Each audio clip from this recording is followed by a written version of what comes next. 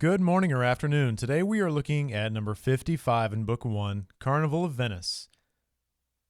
The original title of this tune, when it was written in 1829, was O Mama Mama Cara, which means, Oh Mother, Mother Dear. At some point after that, it became Carnival of Venice, but I'm not really sure how that came about. Now, that being said, this was written by Niccolo Paganini in 1829, and he wrote 20 variations of it. Variation meaning the same melody but altered slightly so that it sounds similar but not exactly the same, usually progressing and getting more difficult as they go. And he was quoted as saying, "The variations I've composed on the graceful ditty outshine everything. I can't describe it." So it's safe to say that he liked it.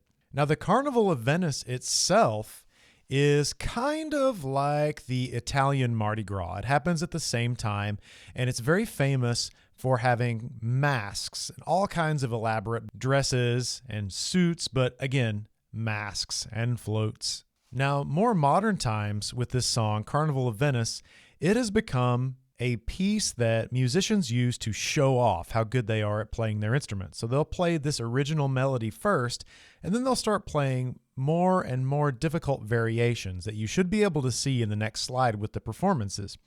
For our purposes, we're going to go ahead and start looking at it now. So the very beginning, it does start pretty simply. We have the same key signature as the concert B-flat scale. That's the first 5 notes we know.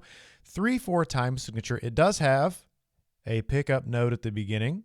And then notice that it does have a first ending and a second ending. There are a bunch of quarter rests in here, so make sure you're counting in your head and playing that accurately. Moderato is going to mean about medium tempo. Let's look at some of the other stuff here. French horns, you have an option for your divisi here. You can either play the top or the bottom. You should play whichever one feels more comfortable for you to play. If you play the high notes, you're going to have the same melody that everybody else plays, and you'll sound exactly like everyone else. But it will be very high. That high D, trigger 1, 2, is fairly high. If you play the low one, your melody will be broken, and it will sound right until you get to about measure number 3, where you'll have to jump up. And then after a few notes, you'll jump back down. Of course, either one of these is fine for you to play. I think that the high notes are probably the better option. And then percussion, you do have right here a pickup note rest, which means that all of the rest of the band is going to be playing this pickup note here, and then you will not come in until the actual measure 1. So just be careful. And of course, you've got lots of quarter rests and lots of flams. Bass drum, be careful. There are only a couple of times where you will be playing at the same time as the snare drum, so just be conscious of that. Good luck with this one. If you are interested in hearing some outstanding musicianship, search any instrument, the name of any instrument, and then Carnival of Venice. For instance, trumpet, Carnival of Venice, flute, Carnival of Venice, tuba, Carnival of Venice, and you'll find some amazing musicians playing some mind-blowing music. Good luck and have fun.